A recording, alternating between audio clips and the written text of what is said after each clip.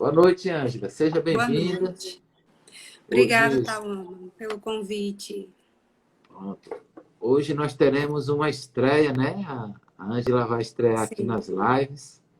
estrear mesmo, porque eu nunca fiz live de nenhum tipo de formato. Essa é a primeira que estreando na Casa Despertar.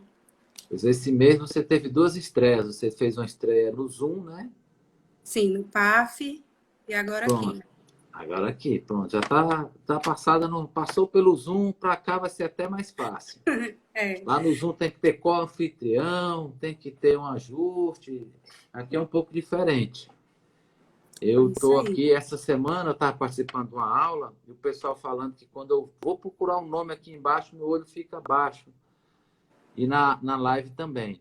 Mas se você vê alguma pergunta, alguma coisa, quiser mandar um alô aí, você pode interromper, você fica à vontade para Ok. falar aí com o pessoal que está entrando. Tô vendo aí o Ricardo. Ricardo que tá com o nome Lucas, que é o nome do bebezinho dele, a Flávia, Legal. Taiguara. Taiguara. O menino que despertou, né? É. Olha aí a Tamires Tamires. aí. Já é psicóloga, né? Está Sim, formada. Teve a oportunidade de trabalhar com a gente lá nesse grande desafio, né? Eu vou até colocar aqui que a Casa Despertar, a em, dois, Priscila. em 2005, eu comecei a fazer o curso de psicologia.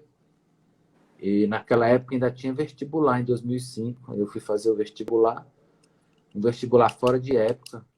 Um vestibular que foi feito no mês de março, que normalmente ele é feito em janeiro ou dezembro, né? Mais ou menos janeiro, né? Sim. Aí eu comecei a estudar, rapaz, vai lá fazer essa prova. Eu fui fazer essa prova, final de março. Era uma turma que tinha começado atrasado, que estava esperando a liberação do MEC, a Faculdade Católica. Aí eu fui para a Faculdade Católica, cheguei lá e passei um ano estudando psicologia lá em Quixadá. E aí depois eu vim aqui para Fortaleza, em 2006. Vim para a Unifor e fiquei na Unifor. Na época que eu comecei o curso de psicologia, tinha uma questão do currículo antigo e do currículo novo. Em 2006 foi o ano do currículo novo na Unifor. E eu já vinha com um currículo para a Unifor antigo, na época, que valorizava muito a filosofia, valorizava a sociologia, valorizava essa questão dos relacionamentos, das filosofias, que é muita questão que se fala no curso de psicologia, onde o que vai na frente, se é o tecnólogo ou se realmente é um ser humano cuidando de outro ser humano, que era uma grande discussão que se tem até hoje, né? Exatamente. E em cima disso aí, nessa época, tive o desejo de iniciar uma clínica terapêutica, por eu ser adicto, por eu ter me internado, por eu ter ido em busca disso. E depois chamei o Rodrigo para a gente iniciar esse trabalho. Nós começamos esse trabalho em 2009 e a partir de então a gente começou a trabalhar em prol da Casa Despertar. O trabalho na Casa Despertar tem mais de 10 anos, a Casa Despertar funciona há mais de 8. Né? Eu gostaria de colocar portas abertas, mas o trabalho acaba sendo nesse período aí. E aí, chegar e dizer que teve esse percurso, então, quando se fala em casa Despertar, ele tem de base, né? Ele tem essa questão da psicologia como um fator preponderante. O nosso RH tem psicólogo, a nossa clínica tem psicólogos atuantes. Nós já trabalhamos de vários modelos, né? Vamos dizer assim. E a dependência química ela traz a necessidade de uma intervenção multidisciplinar. O psicólogo não trabalha sozinho, o psiquiatra não trabalha sozinho, o conselheiro não trabalha sozinho, e precisa de uma equipe.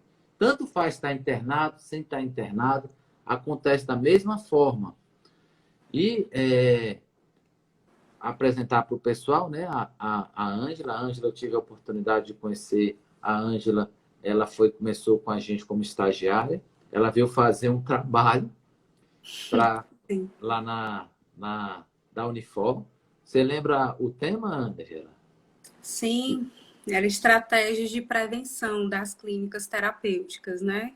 Foi o meu primeiro trabalho relacionado a estratégias de enfrentamento. E aí teve a Despertar, abriu as portas para que eu pudesse conhecer a equipe, tivesse acesso às informações da clínica. E desde então, meu percurso acadêmico foi, em boa parte, a Despertar. É um tema que eu já vim estudando desde o começo da graduação. Eu tive a oportunidade de pesquisar em outras clínicas, mas a Despertar foi onde eu encontrei um enriquecimento muito grande de experiências, porque eu não colhi apenas informações, né? Eu tive a oportunidade, Taoma fez o convite para começar com um estágio na clínica, né? Que é um estágio muito almejado por muitos alunos, né? A gente vai falar mais à frente um pouco das abordagens psicológicas, outras áreas que a psicologia pode atuar, mas eu fiquei muito contente, porque eu já tinha muito interesse de conhecer o tema, e quando eu tive a oportunidade de participar da equipe da Despertar, foi muito enriquecedor, e ainda está sendo, né? Aprendo todos os dias. Pronto, você está recebendo aqui um elogio, viu? Que a Casa Despertar ganhou um anjo, viu? Doutora Ângela. O Lucas Lima Obrigada. está me enviando aí. Aí a Ângela apareceu lá na unidade, foi fazer esse trabalho. Eu falei assim: ó, o que você vai ver aí é um pouquinho diferente na prática. Mas eu faço questão que você observe que na prática você vai ver que é um pouquinho diferente. A gente vai pegar a teoria e colocar a prática. E na hora que ela Uhum. terminou o trabalho, foi mais ou menos no mês de dezembro, aí eu falei: e aí? Era o que você pensava ou mudou muita coisa das perspectivas, na hora mesmo da atuação, na hora de estar fazendo isso? E aí, a Ângela, no começo, Uhum. ela teve a oportunidade de também realizar estágio na educação. Ela também teve a oportunidade de estar fazendo estágio na parte de organizacional, onde ela desempenhou essas funções Uhum. também. E isso foi assim, eu posso dizer aqui que foi a Ângela teve uma formação muito rica, com os estágios, Sim. com a oportunidade de estar aprendendo e fazendo, que é isso que faz a grande diferença em relação a isso aí. Boa noite, Pada, seja bem-vindo. Então, Ângela, Hum. como é que você vê essa questão aí de trabalhar numa equipe multidisciplinar? É interessante porque a Despertar é uma das poucas clínicas que teve condições de montar uma equipe multidisciplinar, né? Infelizmente, não são todas as clínicas e comunidades, porque por uma série de fatores. Então, lá tem a psicologia junto com a psiquiatria, com a nutrição, o educador físico, o terapeuta ocupacional, as assistentes sociais, e é muita gente, enfermagem, muita gente participando em conjunto, se comunicando para tentar compreender o fenômeno da dependência química, né? E foi muito rico nas reuniões, trocas de conhecimento o tempo todo, não só com a equipe, mas com os clientes também que apresentam suas histórias, né? Então, a gente costuma pensar que a dependência química é um fenômeno muito complexo. Então, mesmo com toda essa equipe, com toda essa construção de conhecimento, precisamos nos encontrar, continuar estudando para tentar compreender esse fenômeno, né? Para cada cliente que chega lá precisando do serviço, né? A psicologia ela tem uma particularidade que cada vez que é feito um convite para um cliente para uma terapia, ele tem que vir voluntariamente, né? Seja por curiosidade, seja por demandas de sofrimento. E dentro da terapia são feitos acordos onde é explicado como que é o movimento da terapia. Algumas pessoas não conhecem ainda, né? A psicologia ainda tem que superar alguns discursos e mitos, né? Que quem vai ao psicólogo é uma pessoa fraca, uma pessoa louca, uma pessoa sem fé. Mas na Casa Despertar, dentro da equipe, a psicologia é um serviço muito bem recebido, né? Boa parte dos clientes participam, alguns querem atendimento até mais de uma vez por semana, porque nós temos uma agenda, uma organização para poder esses atendimentos acontecerem e todos os clientes serem contemplados. Existem outros psicólogos na instituição, que é o Ian e a Manu, que também fazem esse serviço acontecer. E é muito interessante. E nós continuamos trabalhando para que o cliente, quando saia, por exemplo, da Despertar, ele dê continuidade a esse processo, né? Porque a terapia, ela não tem um prazo de validade, ela não tem um tempo. Isso vai dependendo da história de cada indivíduo. Só fazer um breve comentário sobre essa palavra indivíduo, né? Algumas pessoas, elas ficam incomodadas quando nós usamos esse termo. Inclusive, eu tenho uma amiga que ela falou, Angela, eu não gosto quando vocês falam indivíduo, né? Porque parece uma coisa muito impessoal, antidelicada. Eu falei para ela que é um termo comum de usarmos, não no sentido pejorativo, mas no sentido de entender como um ser único, né? Indivisível. Então, nós usamos esse termo que é muito comum na academia. Então, vocês vão escutar algumas vezes aqui, tanto o termo indivíduo como o termo sujeito, que também tem algumas críticas com relação a esses termos. Certo, é verdade. E aqui no Ceará ainda tem aquele, né, questão, o pessoal gosta de chamar os outros de criatura, né? Ei, Sim. criatura, vem aqui. O pessoal Sim. tem essa questão. Gente, eu gostaria até de deixar claro para vocês, né? Que essa semana a gente vai fazer live da Casa Despertar durante a semana toda, por conta da Semana Nacional de Combate às Drogas, né? Então a gente vai estar debatendo vários temas aqui. Hoje a gente está falando de psicologia, vai ter aconselhamento, nós vamos estar falando também a respeito dos, da, da medicina, psiquiatria, clínica médica. Nós vamos estar falando essa semana aqui da abertura da nossa unidade feminina. Uhum. Então, a gente tem uma semana com várias questões. Vocês podem estar entrando nos nossos stories, estar fazendo perguntas, para que a gente possa estar colocando aqui e estar respondendo. Pode colocar até com antecedência, que aí fica melhor até para a gente poder estar respondendo. Uhum. E eu gostaria de deixar claro aqui, quando a Ângela chegou e colocou que tem clientes, né, que quando estão internados, eles vão para o tratamento, vão para a psicoterapia, eles precisam estar desejosos, eles precisam querer estar lá. Então, o que é que isso acontece? Porque na unidade que ela trabalha, é onde nossos clientes que estão realizado o nosso tratamento involuntário. Uhum. Então, hoje, nós estamos atendendo lá, a Ângela faz um atendimento psicoterápico juntamente com o Ian, de um atendimento por semana. E isso aí faz uma diferença muito grande no tratamento. Que é um momento no qual se tem a oportunidade de se questionar, de falar, de estar pensando, por que eu vim parar aqui? O que eu posso fazer? Posso tirar de reflexão o que foi que eu fiz para estar fazendo isso? E também queria lembrar o pessoal que nós vamos ter a live também do serviço social. Sim. Então, qual a abordagem que você gosta de trabalhar, Ângela? Isso influencia na sua conduta terapêutica? Como é que tem sido isso?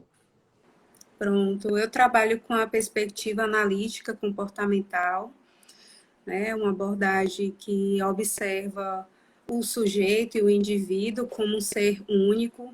Então, cada cliente que eu recebo na clínica, a partir dessa perspectiva, eu observo qual a demanda de sofrimento que ele traz, né? Quais são as funções das repetições, porque como hoje eu trabalho na involuntária, então às vezes a gente tende a supor que o fato de ele ter sido internado porque ele é um dependente químico, porque teve problema com o uso de drogas, acha que ele já vai chegar falando sobre drogas. Nem sempre isso acontece. Então, dentro dessa perspectiva, do que ele apresenta como sofrimento, a ideia da minha abordagem teórica é tentar identificar, né, quais são os fatores de influência desse sofrimento, por que ele se repete, o que é que está mantendo esse sofrimento, né? Porque às vezes eles me questionam de volta, né? Como que eu posso estar repetindo uma coisa que me traz sofrimento? E aí que a psicoterapia começa a atuar. Não está tendo só sofrimento, está tendo algum tipo de ganho secundário, alguma coisa está fazendo a manutenção dessa repetição, né? Porque nós, enquanto espécie, queremos sobreviver. Então, se fosse só o sofrimento, o prejuízo é muito grande, né? As pessoas que chegam devido ao uso problemático de substância chegam com a identidade alterada, relacionamentos rompidos, né? A subjetividade anulada. Muitas vezes não conseguem nem falar de si. Existe sim muitos prejuízos, mas algo está fazendo a manutenção dessa repetição e às vezes não é visível, não é consciente. Então, o trabalho da terapia vai ser dar uma oportunidade para que essa pessoa ela possa falar, contar a sua história, contar os seus agravos, se escutar, que é a parte que muitos sentem incômodo, né? Muitas pessoas falam, eu vou na terapia, mas chega lá, eu falo, e o psicólogo, a psicóloga vai concordando e eu não estou vendo resultado. E às vezes não é bem um resultado, é um incômodo, né, de estar se escutando. Porque é muito comum, quando eu estou conversando com um amigo ou uma amiga, o outro fala, me dá um feedback, ali há uma troca, né? Mas na terapia, às vezes, existe um momento de escuta terapêutica que é necessário proporcionar esse ambiente para que o cliente ele possa se ouvir o quanto ele repete, quais são as defesas dele, né? E isso é muito interessante, causa incômodo.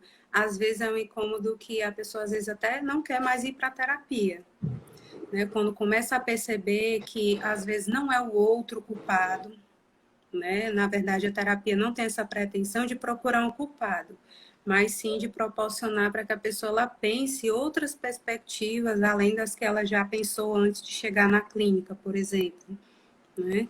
E a partir do momento que começamos a identificar as funções dessas repetições, do que está fazendo a pessoa sofrer, é possível começar a criar estratégias.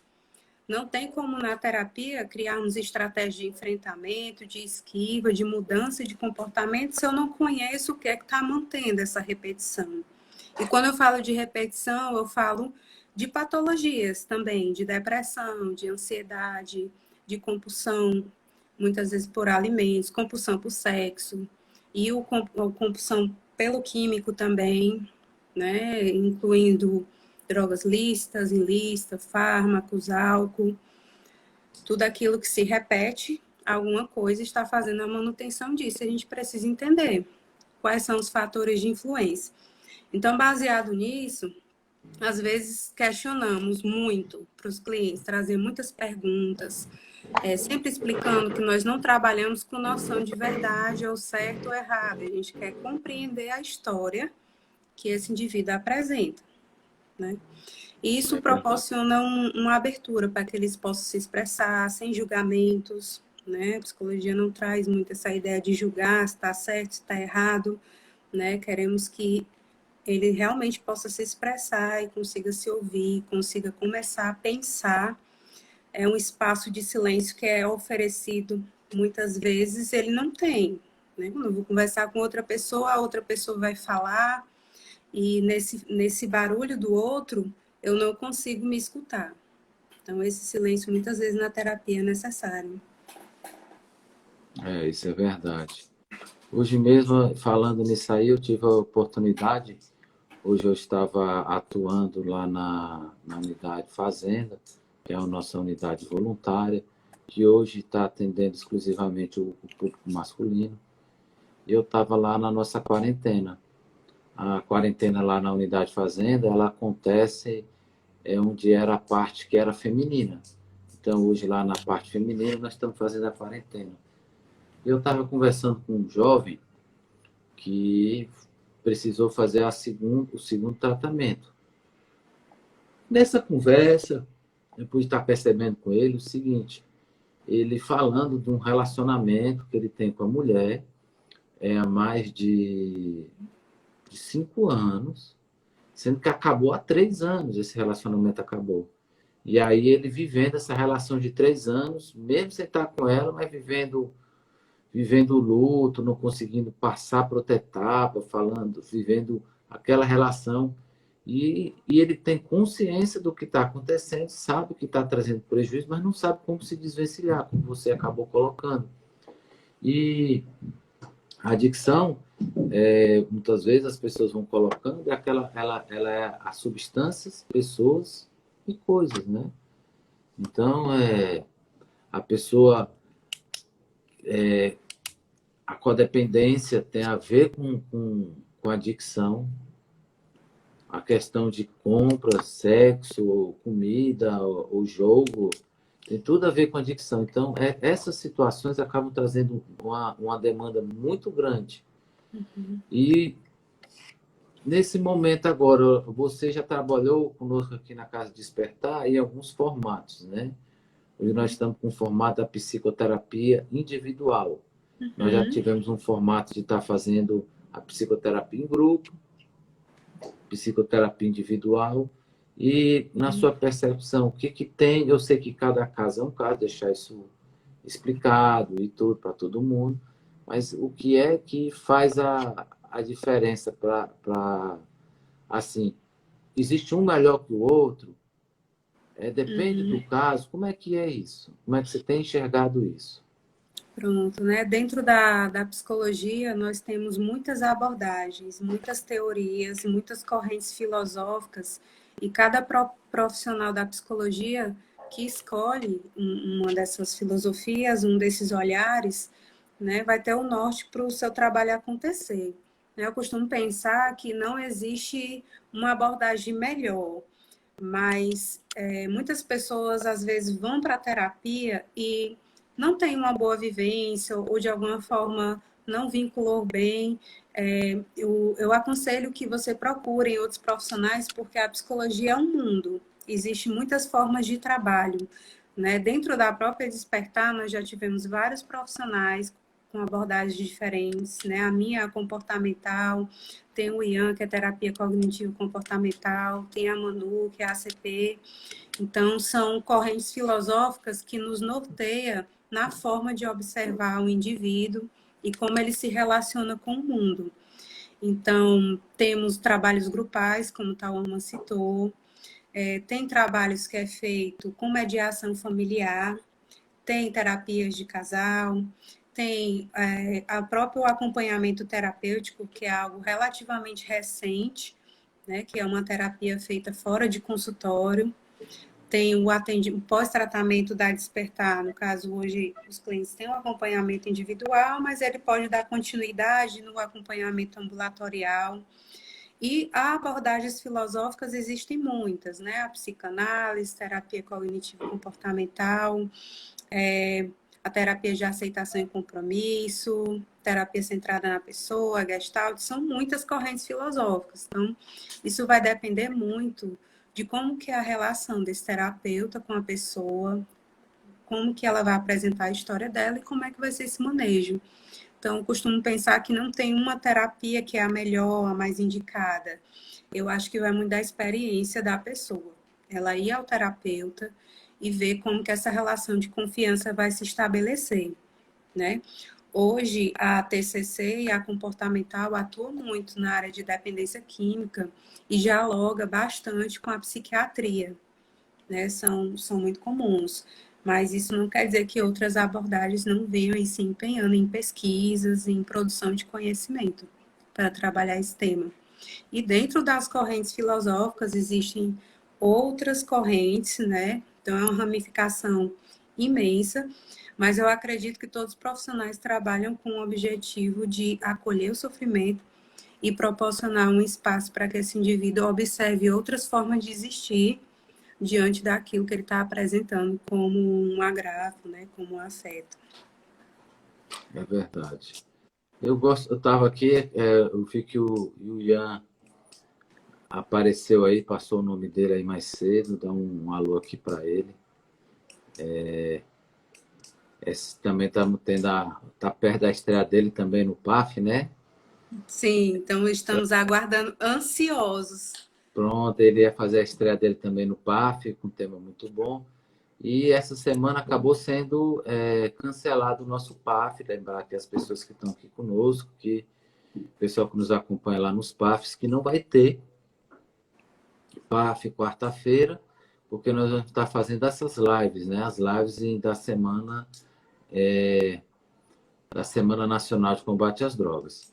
A gente está tendo um papo aqui, o pessoal que está chegando agora, nós estamos batendo um papo aqui a respeito de psicologia, dependência química, como diziam os colegas lá no curso de Psicologia, limites, possibilidades, é coisa demais. Nós vamos falar sobre o nosso trabalho de psicoterapia individual, vamos dar uma focada aqui agora nesse momento. O que a gente tem, muitas vezes, como é que você tem observado a questão da autorresponsabilidade? Como é que está isso? Certo. A As pessoas que chegam para o autorresponsabilidade. tratamento, a autorresponsabilidade, elas conseguem perceber a autorresponsabilidade? Ou será que Existe. elas estão falando da boca para fora isso? Certo. Antes de responder, queria dar um alô para a Priscila, que é minha amiga, que entrou aí. A Cris, que é a TO da Despertar, tá aí também. Pronto. Né? Teve o Ronaldo, que mandou um alô. E o Ricardo. Autorresponsabilidade.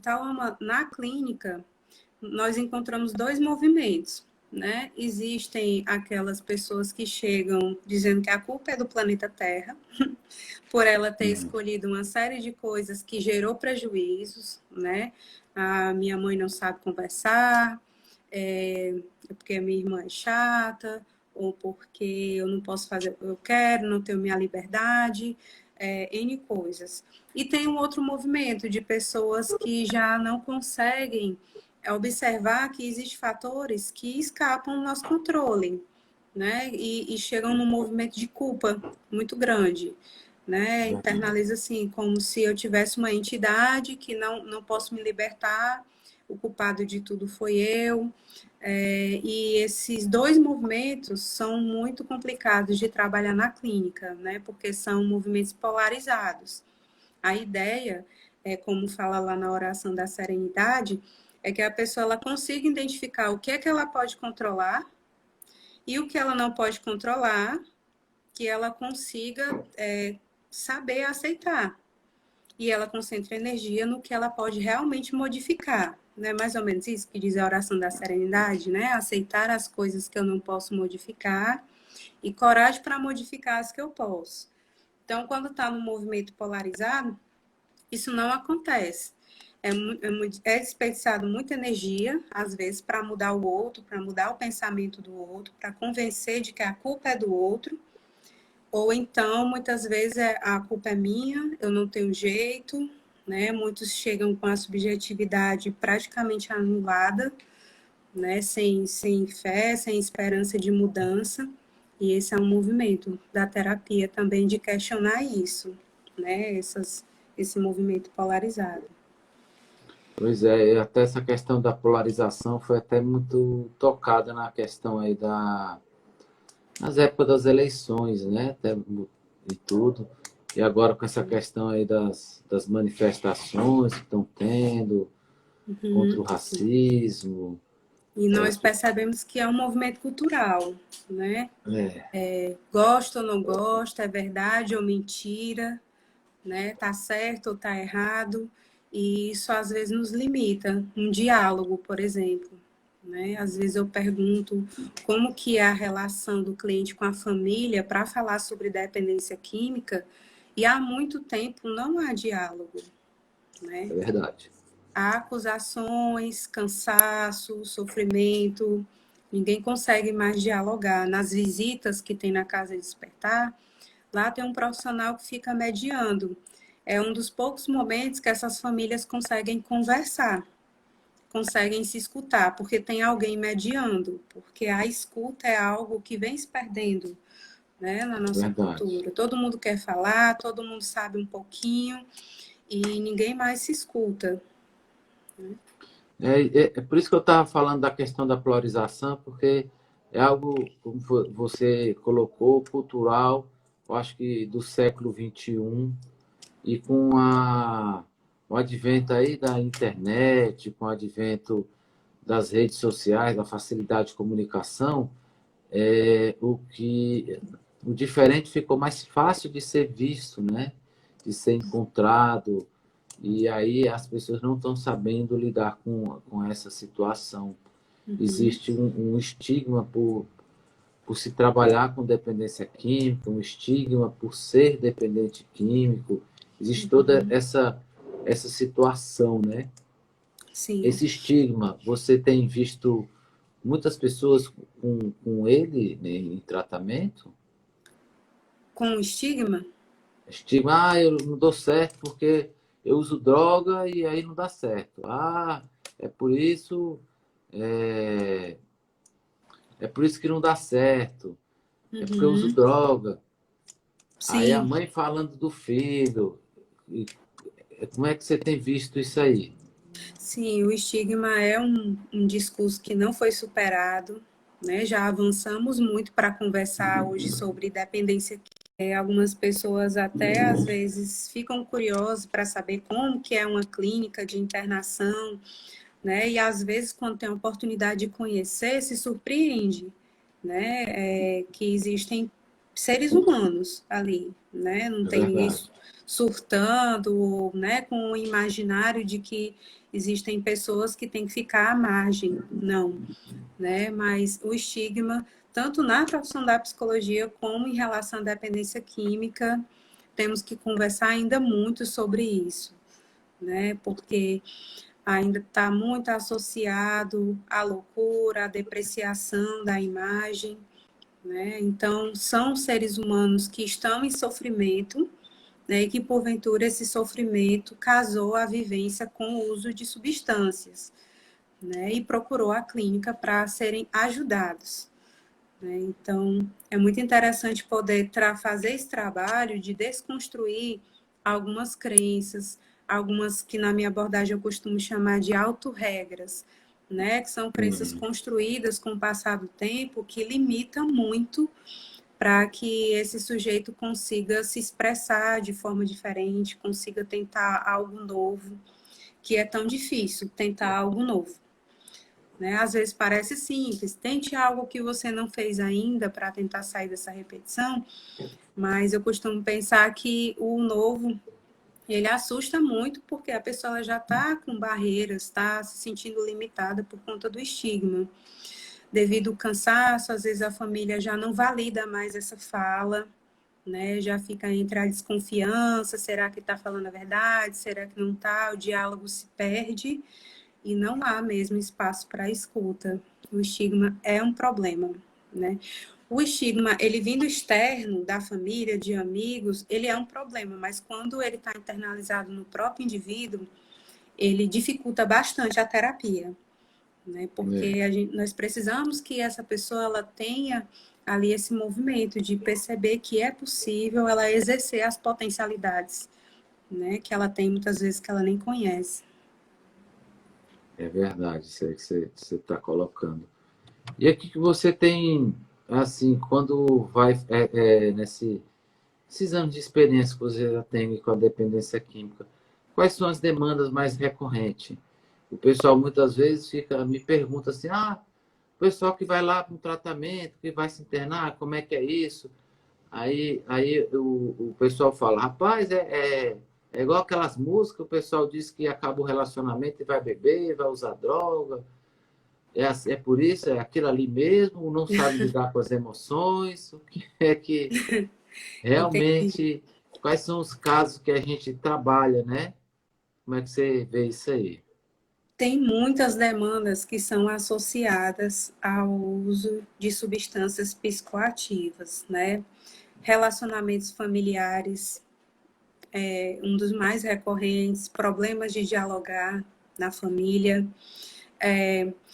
ansiedade aparece bastante, dificuldade de lidar com o tempo, com a espera, com a falta, A depressão também é muito recorrente, né? Um humor mais depressivo, uma série de comportamentos suprimidos, perda de prazer pelas atividades que gostava antes, né?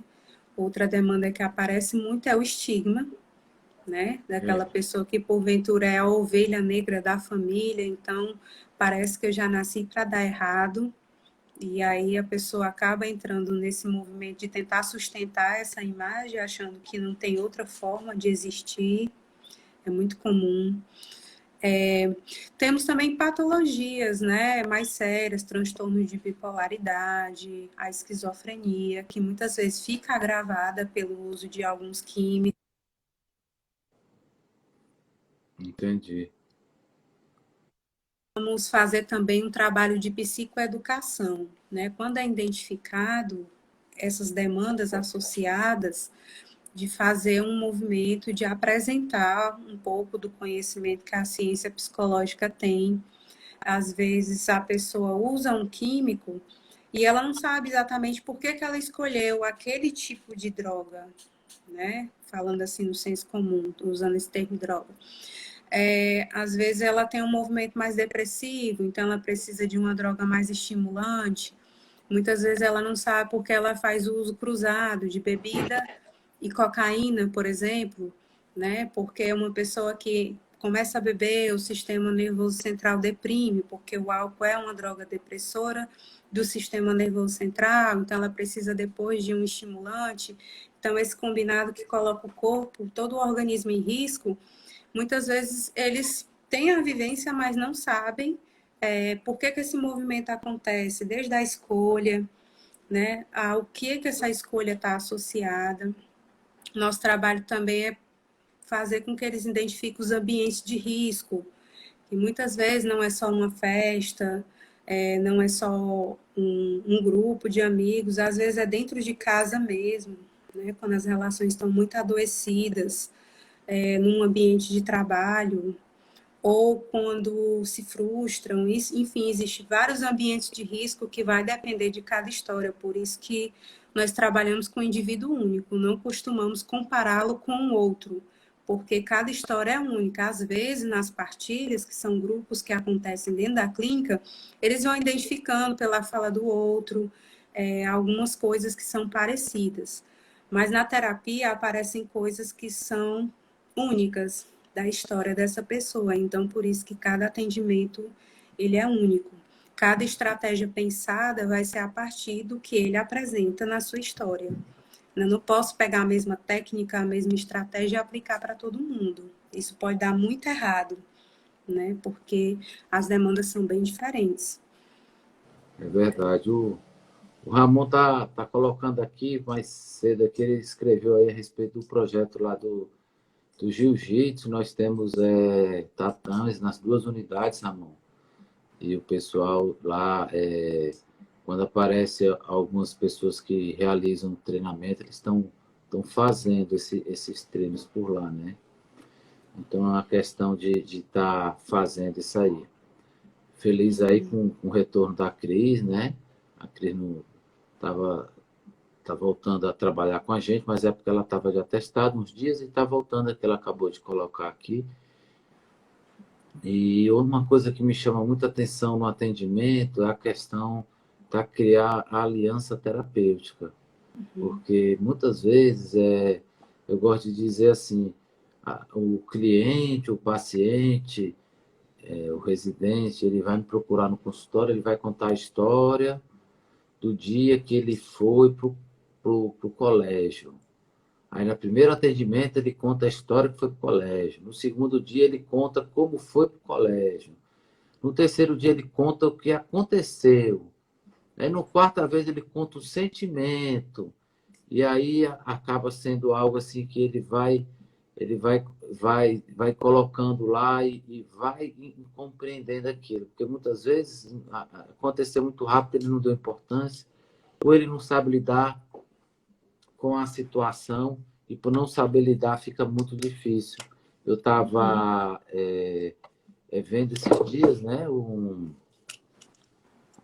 vendo um trabalho de terapia racional emotiva o pessoal conversando lá sobre raiva, e quando foram falar da raiva, foram falar de inassertividade, foram falar de vergonha, aí eu, opa, tudo isso aí eu consigo colocar no balde das habilidades sociais, ou do déficit de habilidades sociais, que é algo muito comum entre dependente químico e alcoolista, porque um quarto dos alcoolistas eles são ociosos e eles utilizam o álcool como automedicação.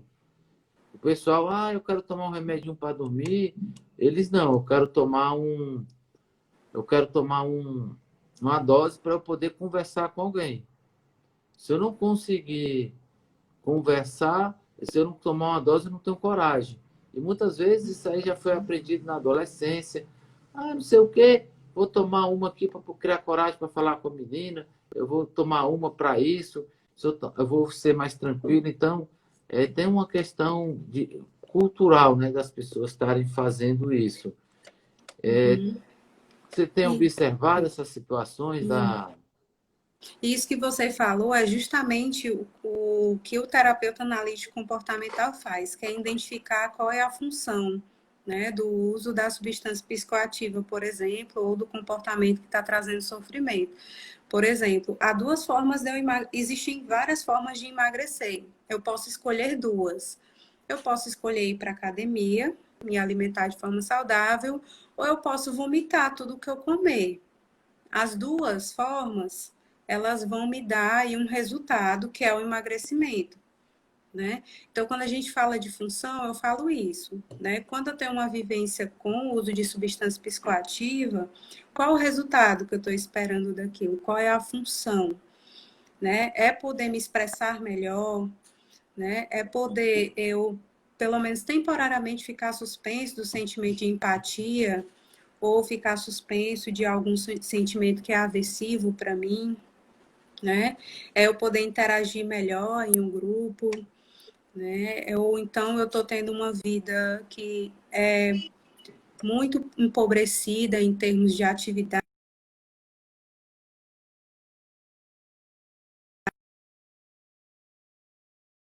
Então, enquanto eu estou temporariamente sob efeito, eu fico suspenso de tudo isso, né? Se eu estou me sentindo invalidado, né, com a autoestima afetada, que é uma outra demanda que aparece bastante, né, problema de autoestima, dificuldade da pessoa se relacionar com ela mesma, a dificuldade de estar só, que é algo que não é valorizado na nossa sociedade, estar só, não, eu tenho que estar no meio de pessoas, eu tenho que estar sorrindo, eu tenho que estar sempre mostrando um bom humor, e às vezes a pessoa, ela se perde de vista, ela não consegue olhar para dentro de si, né? Então, essas funções que acontecem nas vivências com o uso de drogas, elas precisam ser identificadas, né? Porque existe nas pastilhas uma fala muito comum: eu tomo para me anestesiar.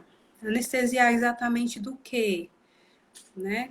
É da presença de uma pessoa que eu não consigo conviver, né? É de um sonho que eu não consegui realizar, é de uma frustração que está recorrente, todos os dias ali se apresentando na minha história. Então, é infinitas as possibilidades que essa substância pode estar assumindo a função temporária ali de refúgio, por exemplo, né?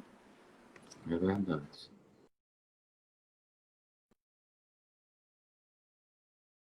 Eu coloco aqui, exatamente, a droga escolhida pelo adicto tem um motivo emocional e uma demanda. Exato. E aí, por isso, a investigação, com muita paciência, várias sendo montado, à medida que a pessoa vai expressando, à medida que ela vai sentindo confiança no terapeuta, porque ela vai apresentar coisas, muitas vezes, que ela não contou para ninguém. E daí a nossa profissão trabalhar com sigilo, que é regido pelo nosso código de ética, né? Alguns familiares nos procuram, às vezes, e perguntam, o que foi que ele falou? Ele disse assim. Então, nós podemos dar uma visão geral de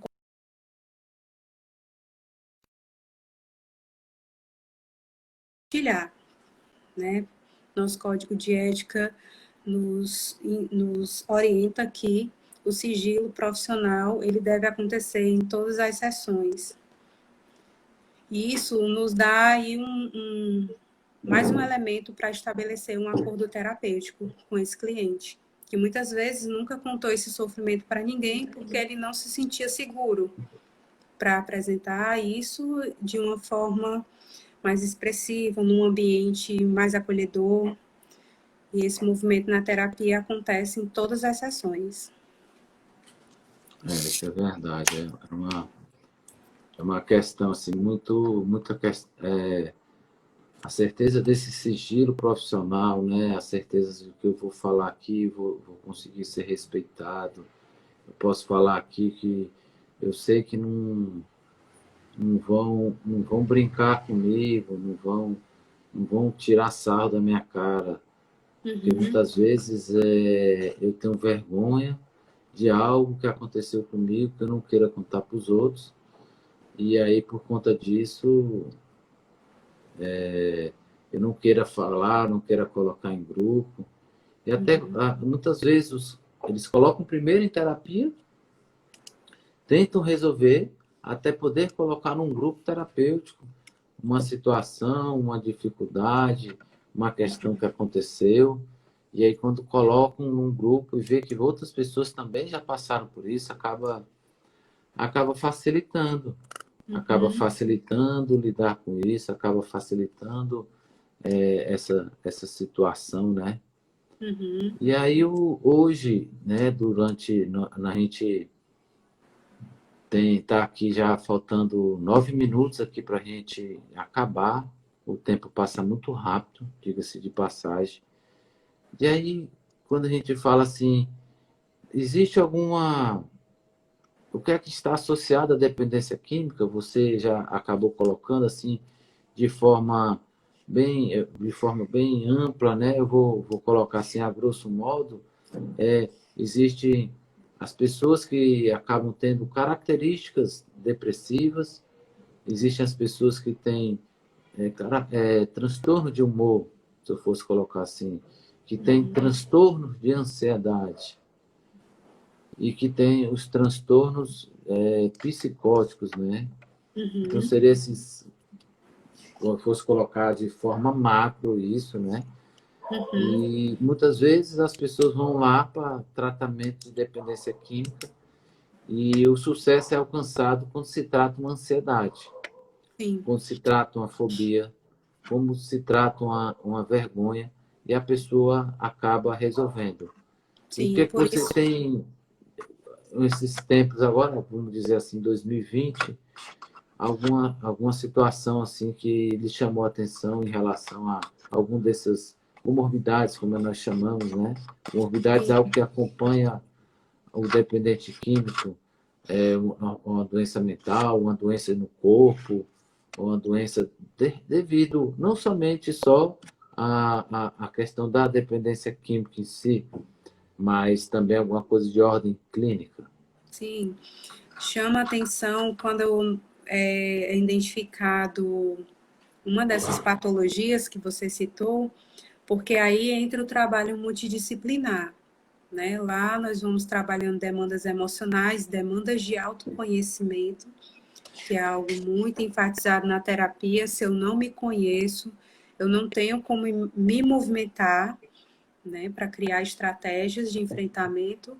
E quando é identificado uma dessas patologias, temos casos recentes em que isso aparece, é feito o trabalho tanto de psicoeducação, né, de apresentar quais as categorias de drogas você escolheu. Por exemplo, se é uma esquizofrenia, é muito comum aparecer nos atendimentos pessoas que são diagnosticadas com esquizofrenia fazerem o uso de drogas modificadoras de estímulos, drogas perturbadoras, substâncias da categoria que a gente chama assim, né, LSD, êxtase, é muito comum, o que potencializa a comorbidade, né, e aí nós precisamos dialogar aí com a psiquiatria, que vai entrar aí com um suporte terapêutico e uma terapêutica medicamentosa, né, e esse medicamento, embora tenha pessoas que são fármacos dependentes, sendo orientado por um profissional,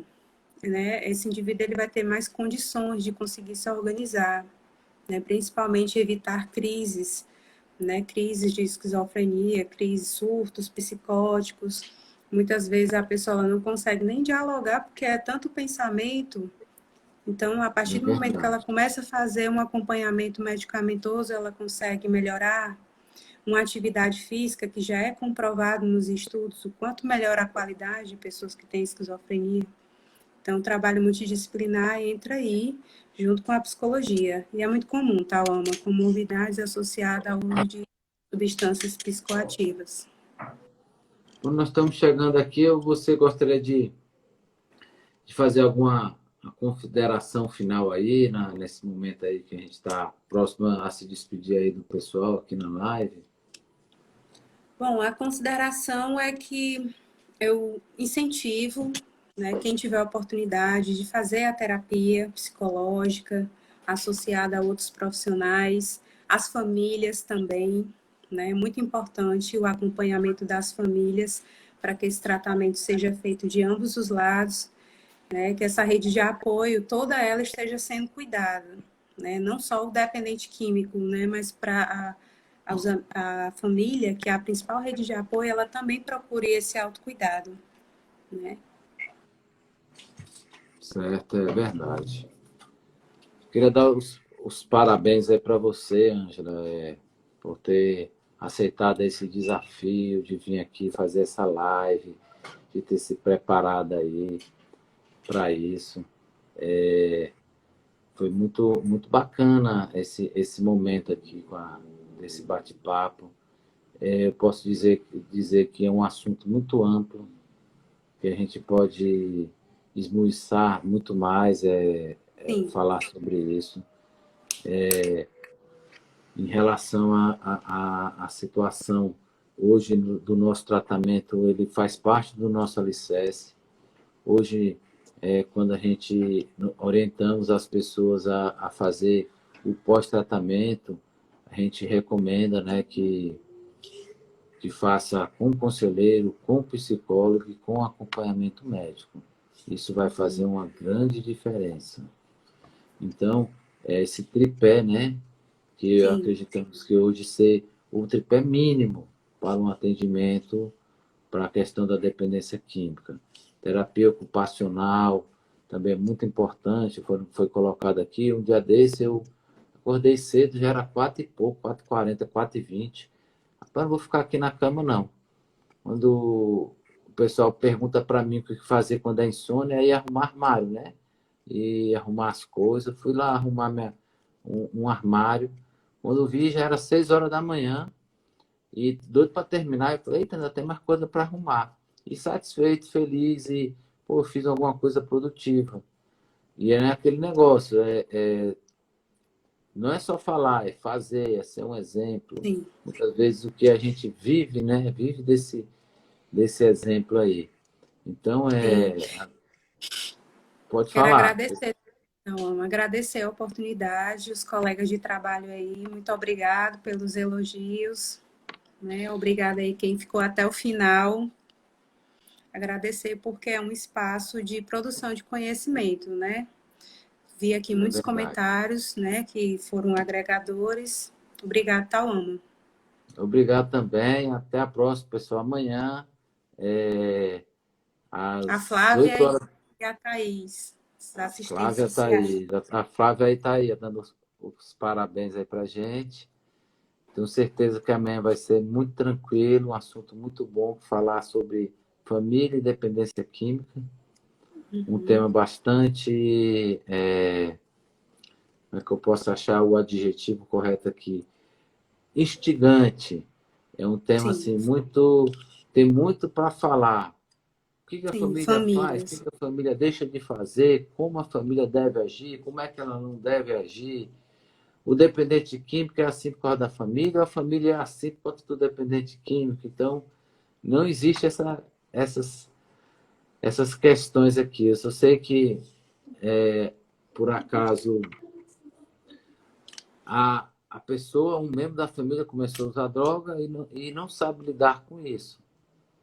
Ou então, Uhum. por não saber lidar com emoções, acabou indo usar drogas. Então, Tem uma pessoa amanhã... perguntando se amanhã vai ter PAF, né? Não, amanhã não vai ter, Dona Ivone. Vai Dona ter a Ivone amanhã live vai das assistentes sociais. da Thaís e da Flávia. Obrigada aí, o Ronaldo botou muitos comentários. Obrigada pela confiança, Ronaldo, no nosso trabalho. Obrigado, pessoal. Até a próxima. Obrigado aí. Valeu. Tchau. Tchau, boa noite.